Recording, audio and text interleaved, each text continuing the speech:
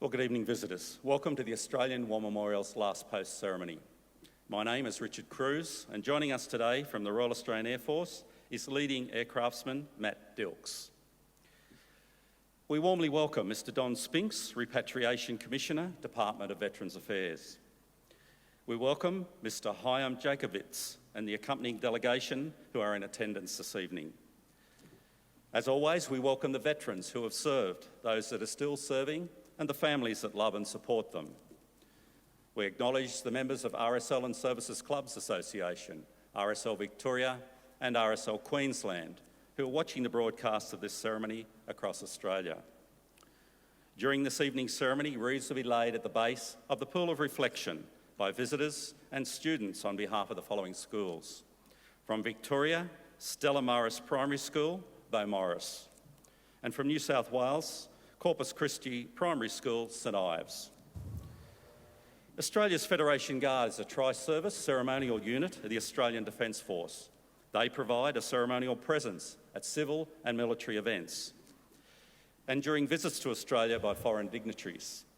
The Guard will now dismount the catapult party from the tomb of the unknown Australian soldier within the Hall of Memory.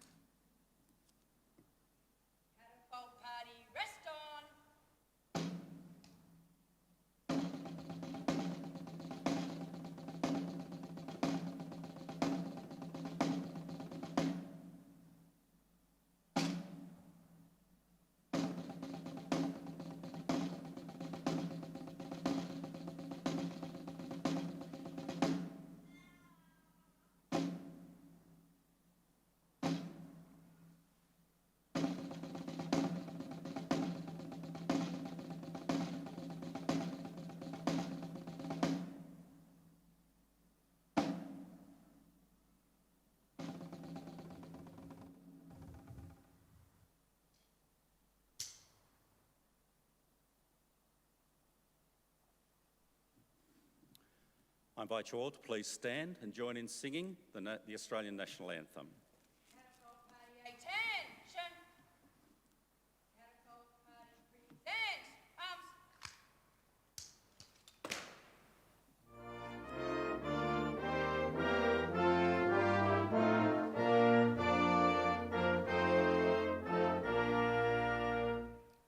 Australians, oh, let us rejoice, for we are young and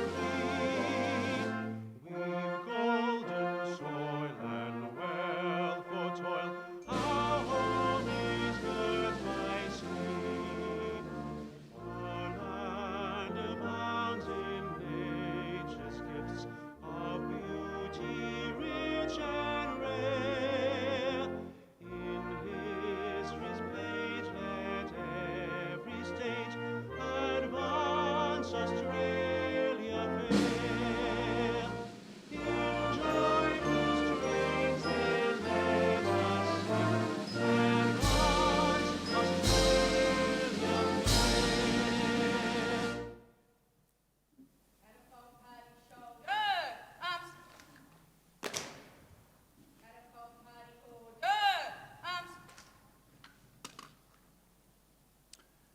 If you're able, and students, you may be seated.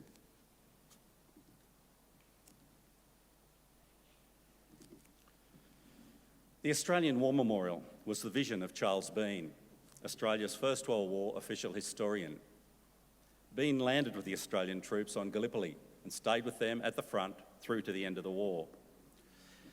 The idea of this national memorial and museum came to him at Pozières, France, in the depths of the bloody fighting of 1916.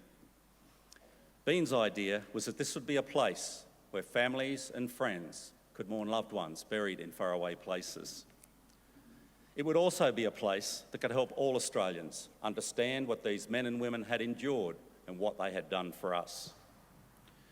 Bean's vision, to which we remain true, is best expressed as inscribed in the entrance to the memorial's galleries. Here is their spirit in the heart of the land they loved, and here we guard the record which they themselves made. Tonight we'll read the story behind just one of those on the Roll of Honour, which lists the names of more than 102,000 men and women who have given their lives for us in war and operations for more than a century. But first we present a lament, Flowers of the Forest. Wreaths and floral tributes will now be laid at the base of the pool of reflection.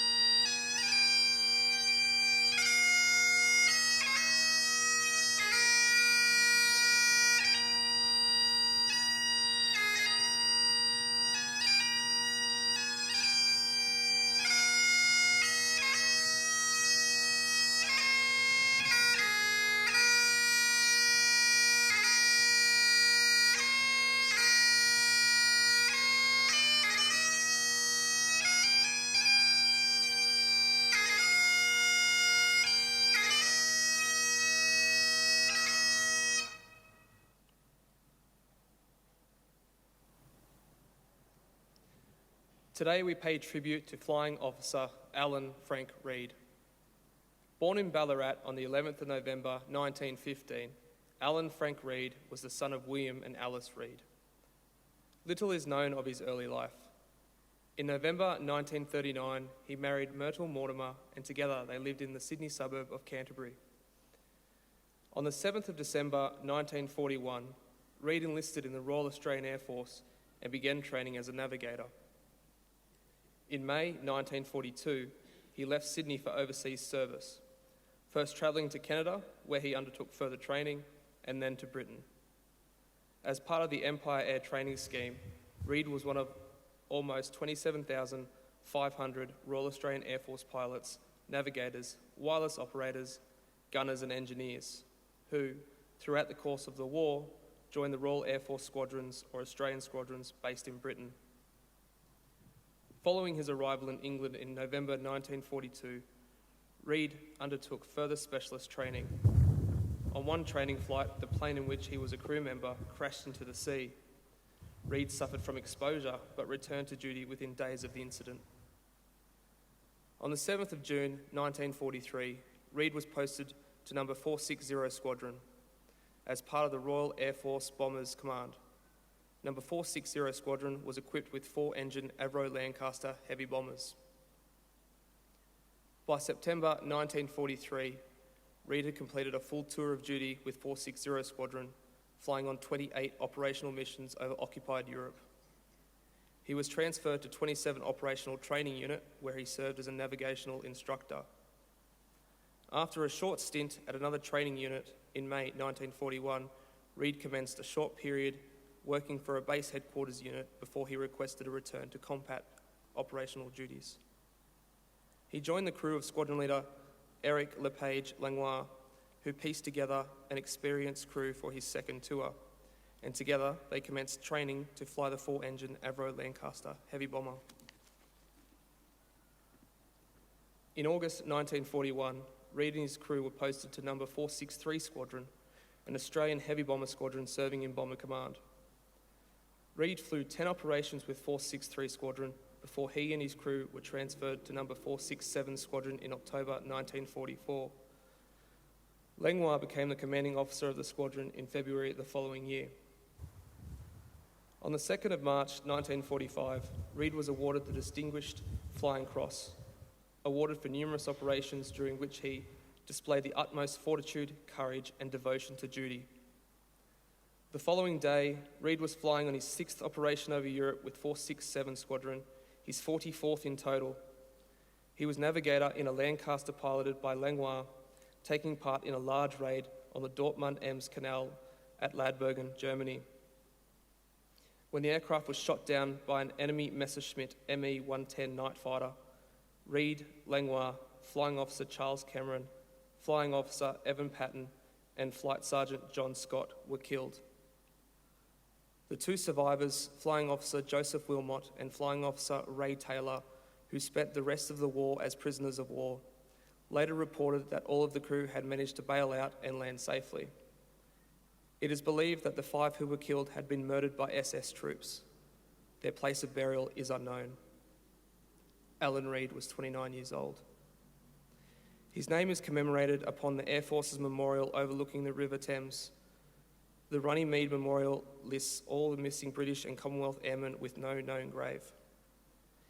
His name appears on the Roll of Honour on my left, among almost 40,000 Australians who died while serving in the Second World War. This is but one of the many stories of service and sacrifice told here at the Australian War Memorial. We now remember Flying Officer Alan Frank Reid, who gave his life for us, for our freedoms, and in the hope of a better world.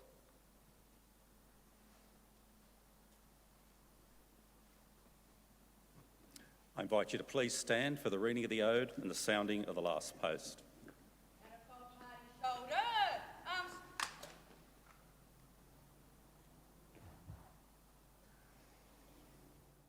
They shall grow not old, as we that are left grow old. Age shall not weary them, nor the years condemn. At the going down of the sun and in the morning, we will remember them. We will remember them. Catapult party presents. Arms.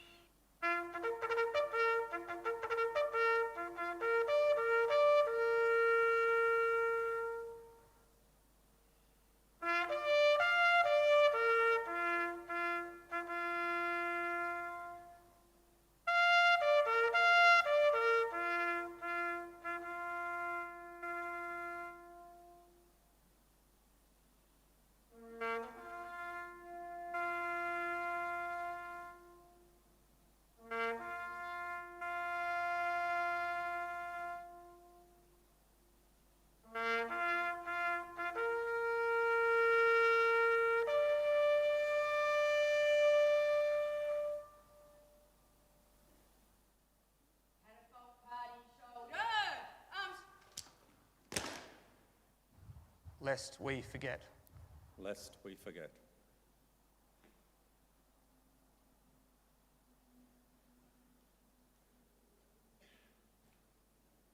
Catapult party outwards, turn.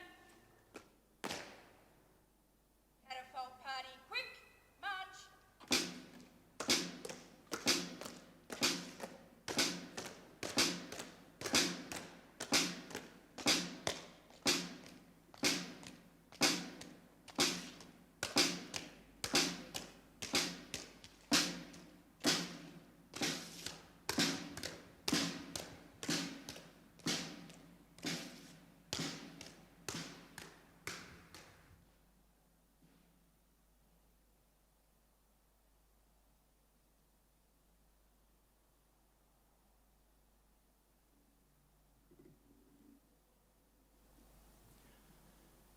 We leave you this evening with the words of the memorial's founder, Charles Bean. Many a man lying out there at Pozières or in the low scrub at Gallipoli, with his poor, tired senses barely working through the fever of his brain, has thought in his last moments, well, it's over. But in Australia, they will be proud of this. Ladies and gentlemen, girls and boys, that concludes this evening's last post ceremony. We thank you for visiting the Australian War Memorial and wish you all a very good evening. Thank you.